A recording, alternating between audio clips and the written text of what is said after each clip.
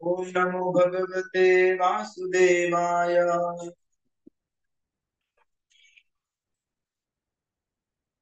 ओम अज्ञानतिमिरान्धस्य ज्ञानाञ्जनशलाकया चक्षुरुन्मिलितं येन तस्मै श्रीगुरुवे नमः।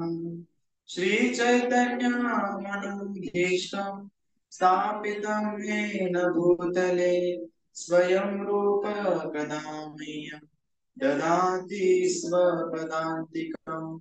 वन्देऽहं श्रीगुरुः श्रीयुतापदकमलं श्रीगुरून् वैष्णवांश्च श्रीरूपां साग्रजातां सहगणा रघुनाथान्वितं तं सजीवं साद्वैतं सावधूतं परिजनसहितं कृष्णचैतन्यदेवं श्री राधा कृष्ण पंथा सहगणा ललिता श्री विशाखान्वितांश्च हे कृष्ण करुणा सिंधु दीनबंधु जगत्पते गोपेश गोपिका कांत राधा कांत नमोस्तुते तत्पदांचन गौरांगी राधे वृंदावनेश्वरी वृषभानुसुते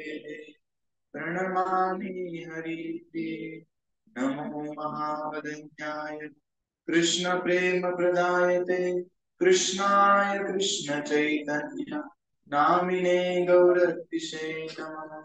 नित्यानंद नमोस्तुभ्यं प्रेमानंद प्रदायिने कलो कल्मष नाशाय जानवे पतये नमः।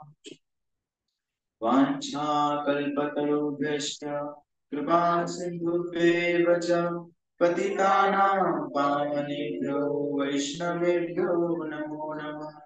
जय श्री कृष्ण चैतन्य प्रभु नित्यानंद श्री अद्वैत गदाधर शिवासादि गौर भक्तवृंद हरे कृष्णा कृष्णा कृष्णा हरे हरे हरे राम राम हरे हरे हरे कृष्णा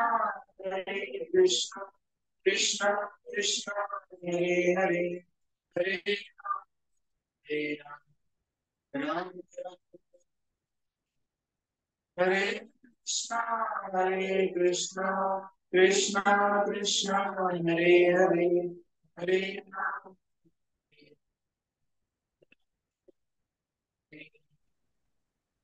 ओम विष्णुपादाय कृष्णपृष्ठाय भूतले श्रीमते भक्तिवेदांत स्वामिनिति नामिने नमस्ते सरस्वती देवे गौरवाणी प्रचारिणे निर्विशेष शून्यवादी पाश्चात्यदेशतारिणे मूकं करोति वाचालं पङ्गुं लङ्घयते गिरिं यत्कृपातमहं वन्दे श्रीगुरुदीननाथं चैतन्यं।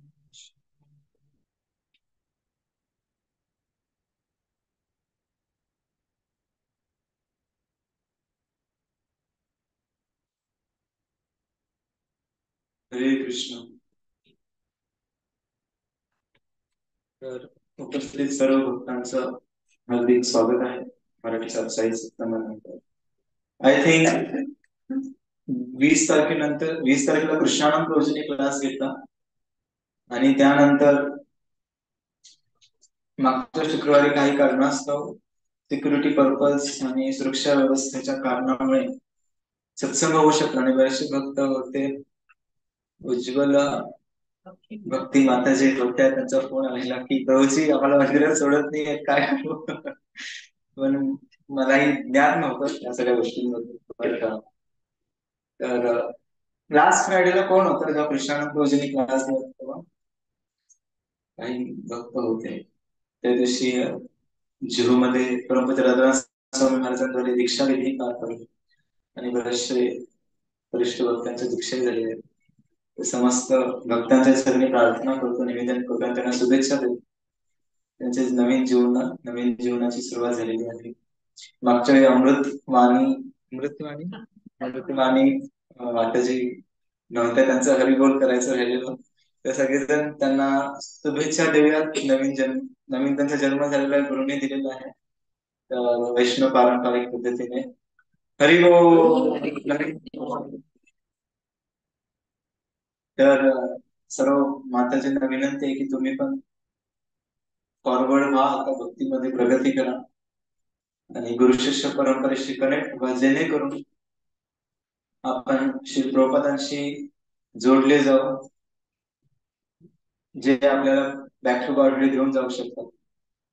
भक्ती फक्त असंच नाही की येतोय सत्संगाला वर्षानुवर्ष जप करतो, तर आपण एक स्टेप फॉरवर्ड घेतला पाहिजे.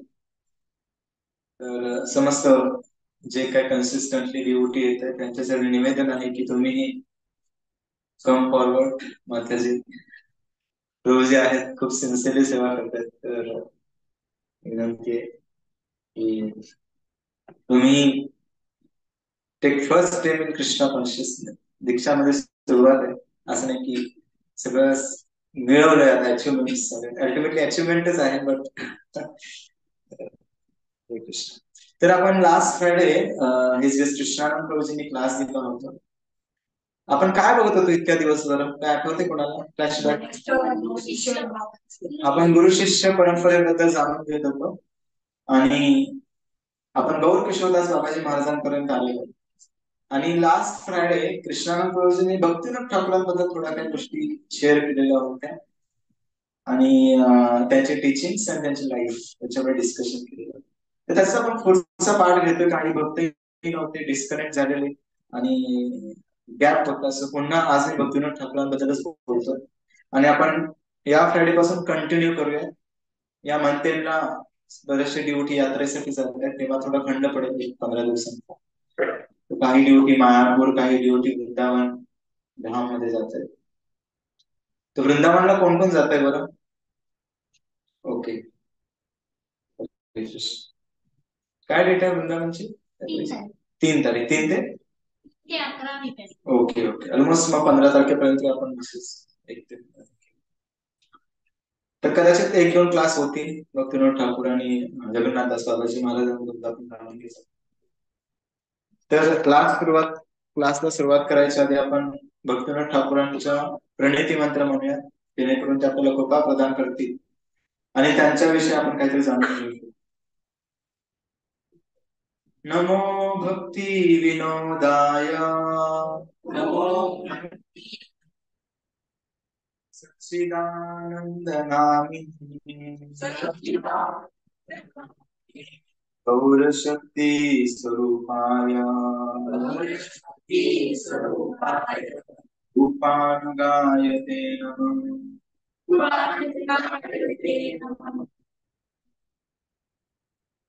हरे कृष्ण. तर आपण त्याचा अर्थ जाणून घेऊया.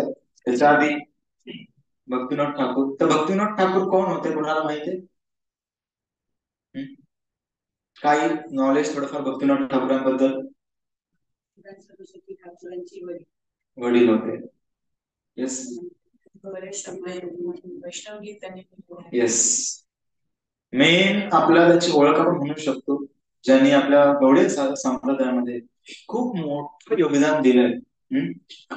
तर भक्तिनाथ ठाकूर आपण जेव्हा बघतो, तर भक्तिनाथ ठाकूरांनी कृष्ण भावनावरची मुहूर्त मेळ रोवली असं त्यांना म्हणतात. ज्याने कृष्ण भावनावर संघाचा जो प्रचार आहे तो चालू केलेला होता भक्तिनाथ ठाकूरांनी. तर त्यांच्या जीवनामध्ये त्यांनी काय काय केलं तर आपण करून घेऊया. जसं की भागवतामध्ये आणि शास्त्रांमध्ये म्हटलेलं आहे, नित्य भागवत सेवया. तर जसं की भागवताचं श्रवण केल्याने हृदयाचं शुद्धीकरण होतं, त्याचप्रमाणे जे व्यक्ती भागवत आहेत त्यांच्या चरित्राबद्दल सुद्धा आपण जेव्हा श्रवण करतो तेव्हा आपल्या हृदयाचं ऑटोमॅटिकली शुद्धीकरण होतं.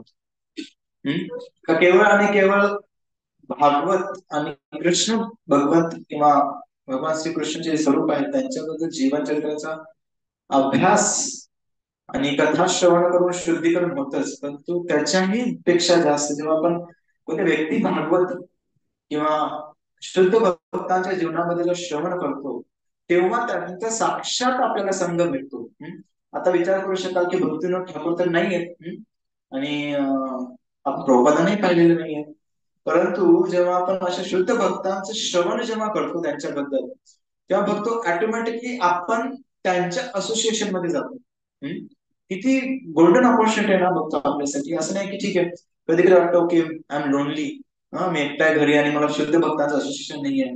आपण जेव्हा अशा भक्तांबद्दल शुद्ध गुरु वैष्णव आचार्य जे गण आहेत त्यांच्याबद्दल जेव्हा श्रवण करतो, त्यांच्या दिलेली जी देणगी आहे, त्यांचे ग्रंथ आहे, जेव्हा त्यांचा आपण वाचन करतो, तेव्हा लिटरली त्यांचं व्यक्तिगत असोसिएशन आपल्याला भेटतं.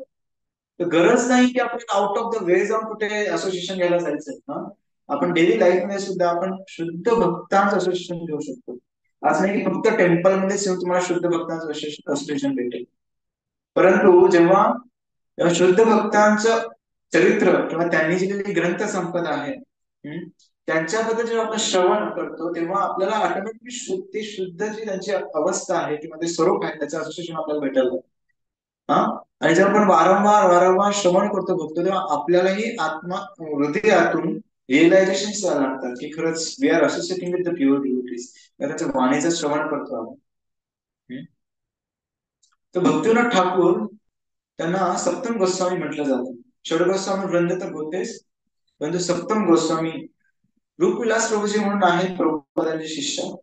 आपले रूपविलास प्रभूजी प्रभुपादांचे शिष्य, त्यांनी भक्तिनाथ ठाकूरांवर ग्रंथ लिहिला आहे सप्तम गोस्वामी म्हणून. तर सिक्स गोस्वामी आपल्याला माहित आहे.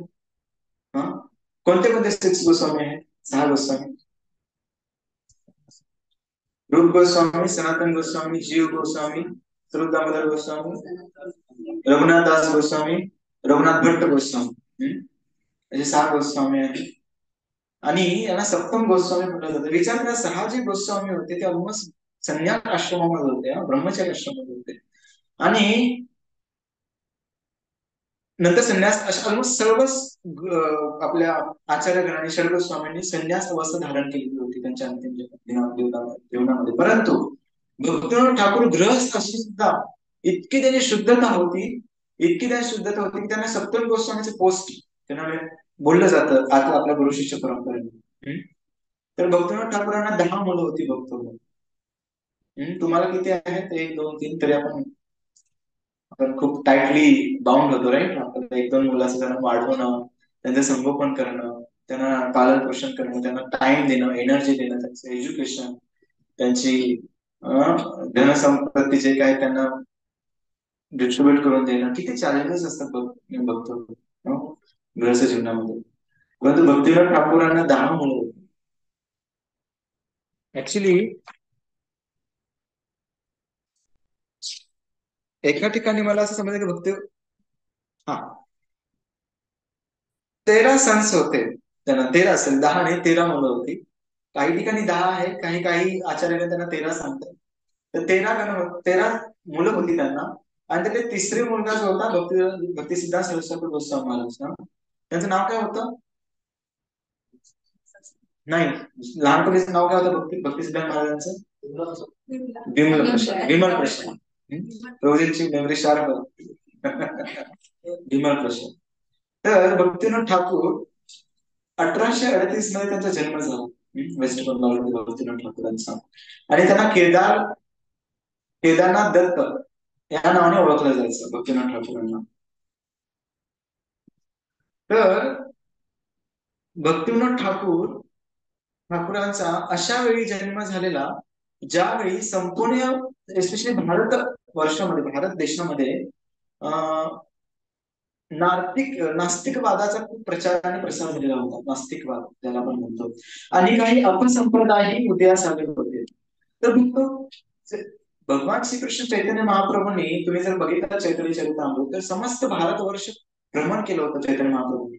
साऊथ इंडिया यात्रा केली होती, नॉर्थ इंडिया यात्रा, वृंदावन, आणि संपूर्ण भारत, इव्हन आपल्या मुंबईमध्ये सुद्धा विरारच्या नगरीमध्ये चैतन्य महाप्रभू आलेले. विरारवरून पंढरपूर, सांगली, सातारा, मागे पंढरपूर, तिकडून कोल्हापूर या एरियातून चैतन्य महाप्रभू महाराष्ट्रामध्ये येऊन गेले. तरी सुद्धा गौडीय परंपरा भले प्रचारही झाला होता, पण गौडीय परंपरा काही कारणास्तव लुप्त झालेली होती. त्या कारणामुळे आज भक्तिविनोद ठाकूरांनी गौडीय परंपरेला एक स्वरूप प्राप्त करून दिलं, जेणेकरून प्रचार आणि प्रसार होऊ शकेल. तर असे भक्तिविनोद ठाकूर 1838 मध्ये जन्मले. त्याला केदारनाथ दत्त या नावाने ओळखलं जायचं. वयाच्या 2ऱ्या वर्षापासून त्यांनी फक्त ग्रंथांचं वाचन चालू केलेलं. मग तुम्ही कधी वाचायला शिकले मात्र? आठवत नाही, मलाही आठवत नाही मी कधी वाचायला शिकलो असे वयाच्या 5-6 वर्ष. पण भक्तिनाथ ठाकूरांकडे असं म्हटलं गेलेलं आहे की त्यांनी वयाच्या 2ऱ्या आणि 3ऱ्या वर्षापासून खगोलशास्त्र, भौतिकशास्त्र या ग्रंथांबद्दल अभ्यास केलेला होता. त्यानंतर वैदिक ग्रंथ संपदा जे आहे, उपनिषद आणि वेद, शास्त्र, पुराण यांचं वयाच्या 5व्या-6व्या वर्षापासून त्यांनी अध्ययन चालू केलेलं होतं. आपण अजूनही भगवद्गीता पूर्णपणे वाचत नाही किंवा श्रीमद भागवतांचं वाचन करतो. तर हाच अंतर आहे शुद्ध भक्तामध्ये आपल्यासारख्या ऑर्डिनरी सामान्य जनरल लोकांमध्ये, की त्यांचे मुळाचे पाप पाण्यात दिसतात असं म्हटलं जातं. त्याप्रमाणे लहानपणापासूनच त्यांच्या जीवनामध्ये दिव्यत्व आपल्याला दिसायला लागतं भक्त, शुद्ध भक्त. आणि वयाच्या एवढ्या लहानपणापासून त्यांनी ग्रंथ संपादन केले आणि त्यांचं अध्ययन चालू केलं. आणि फक्त आध्यात्मिक दृष्ट्याच नाही तर मटेरियल दृष्ट्या खूप शार्प माइंडेड होते भक्तिनाथ ठाकूर. आणि भक्तिनाथ ठाकूरांनी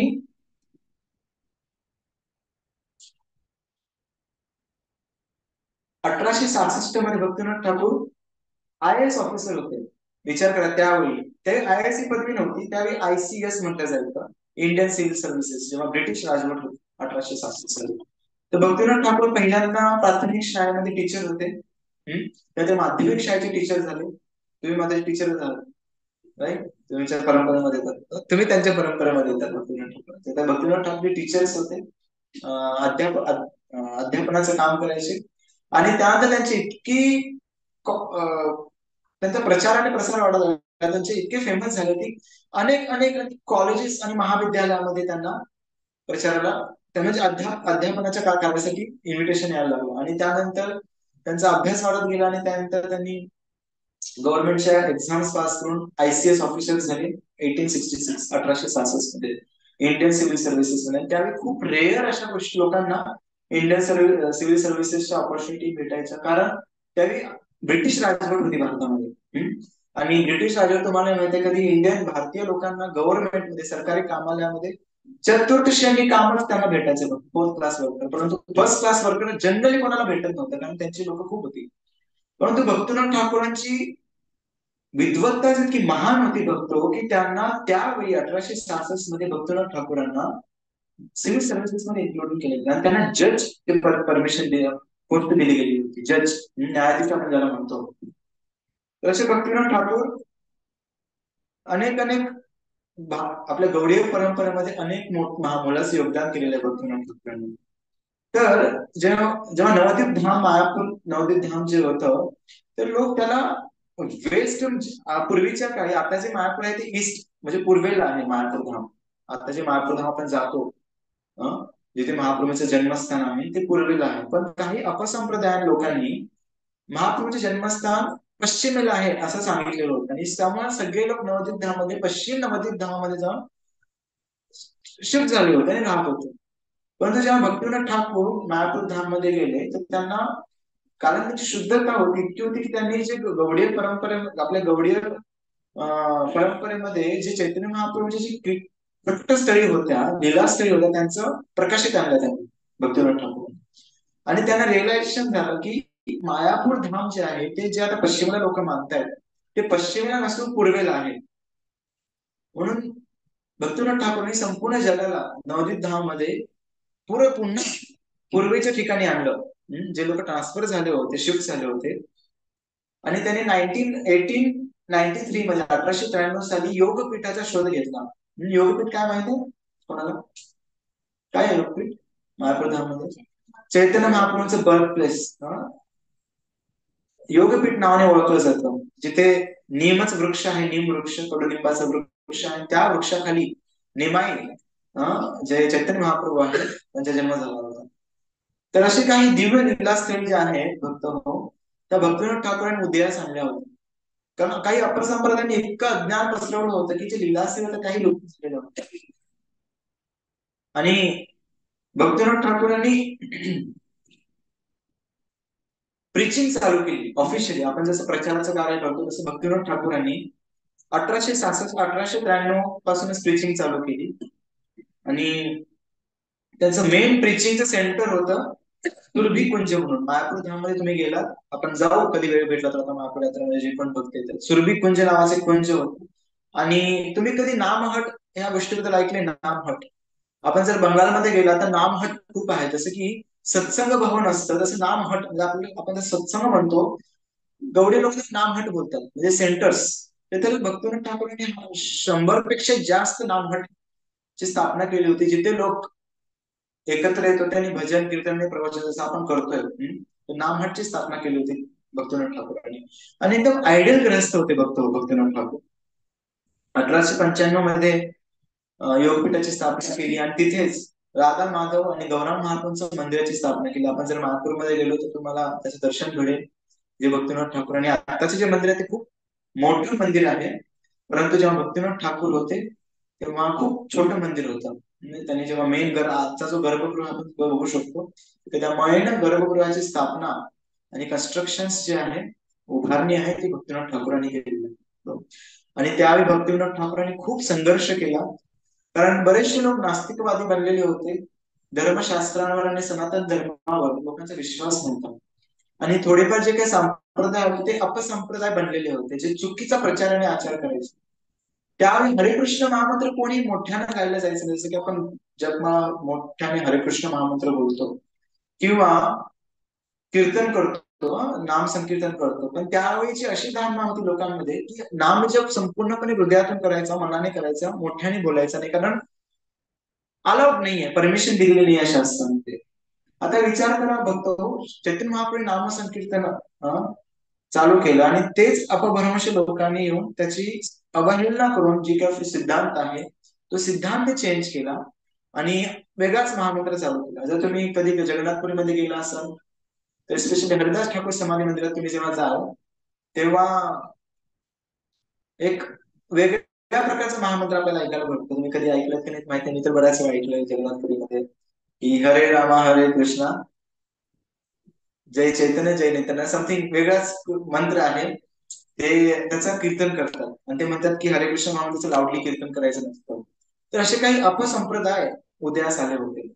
कारण बघतो जेव्हा व्यक्तिगत जीवनामध्ये खूप डायव्हर्जन्स येतात ना, आपला पाथ चेंज होतो, कधी कधी भक्तीमध्ये सुद्धा आपण मागे पडतो किंवा बरेच डिस्ट्रॅक्शन येतात आपल्या जीवनामध्ये. त्याचप्रमाणे प्रत्येक संप्रदायामध्ये अनेक डिस्ट्रॅक्शन येऊन गेलेले आहेत.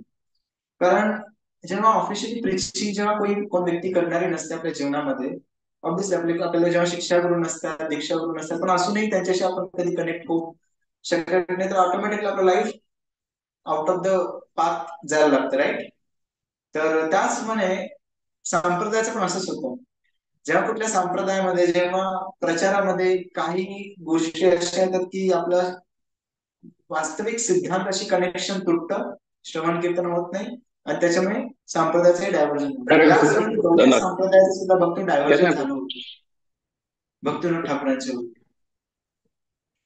तर भक्तिविनोद ठाकूर जेव्हा प्रचार आणि प्रसाराची सुरुवात केली भक्तिविनोद ठाकूरांनी, तेव्हा पुन्हा आपली जी मूळ गवळी परंपरा होती आणि सिद्धांत जो होता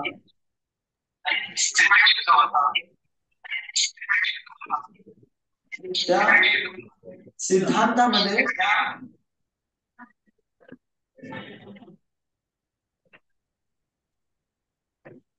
जो काही गवळी सिद्धांत आहे आपला,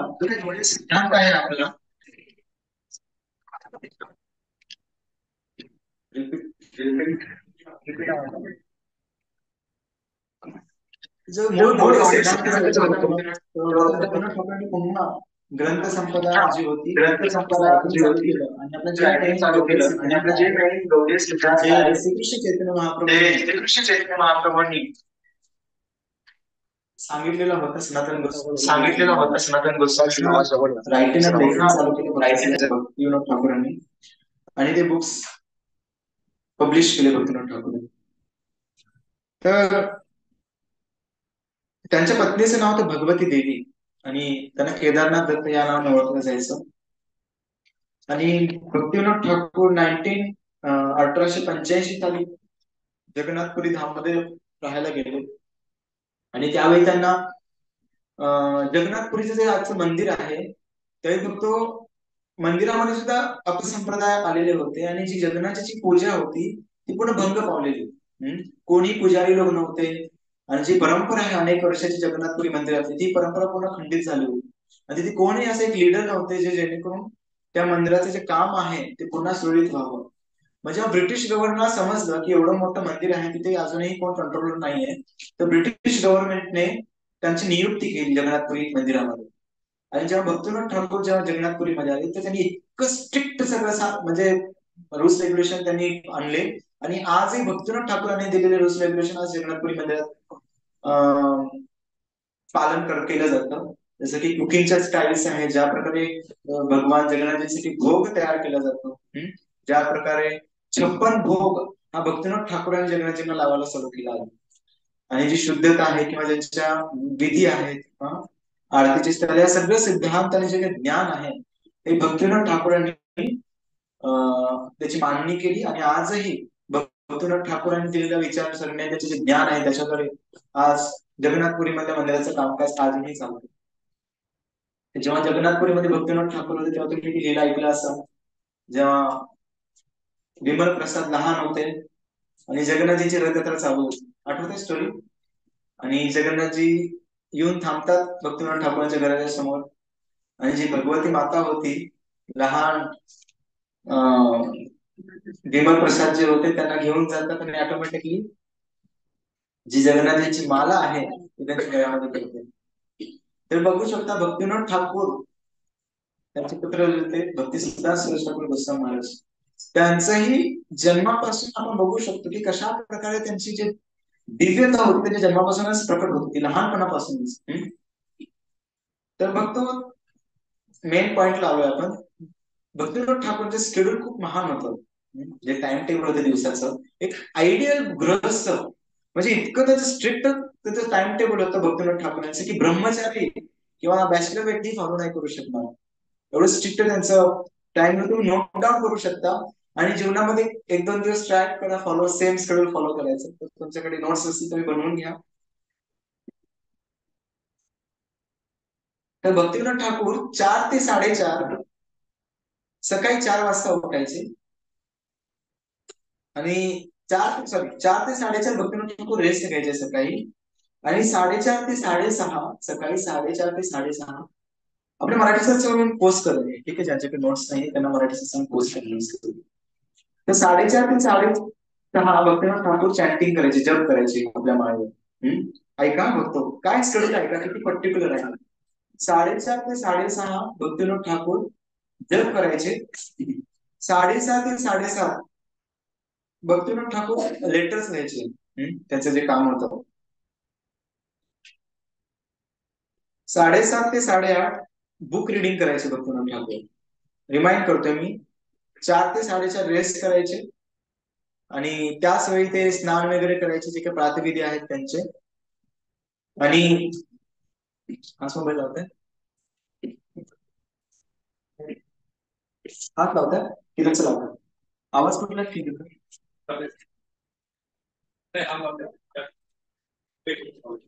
हरे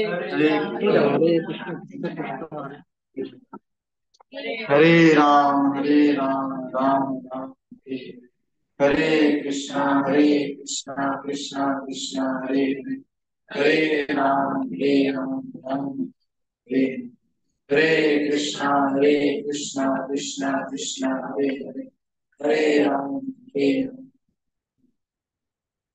हरे कृष्णा हरे हरे कृष्णा कृष्णा कृष्णा हरे हरे राम, हरे कृष्णा हरे राम हरे कृष्णा कृष्णा कृष्णा हरे राम हरे कृष्णा कृष्णा कृष्णा हरे राम हरे राम हरे हरे कृष्णा कृष्णा कृष्णा हरे हरे राम राम हरे कृष्णा न्यू हरे कृष्णा कृष्णा कृष्णा हरे हरे हरे राम तर पुन्हा आपण रिपीट करूयात जे काही युट्यूब व्ह्यूवर आहे त्यांच्यासाठी आपण. तर 4 ते 4:30 भक्तिनाथ ठाकूर उठायचे, प्रातःविधी करायचे आणि 4:30 ते 6:30 भक्तिनाथ ठाकूर जप करायचे. 6:30 ते 7:30 भक्तिनाथ ठाकूर बुक रिडिंग करायचे, लेटेस्ट रायटिंग करायचे 6:30 ते 7:30. आणि 7:30 ते 8:30 बुक रिडिंग करायचे भक्तिनाथ ठाकूर.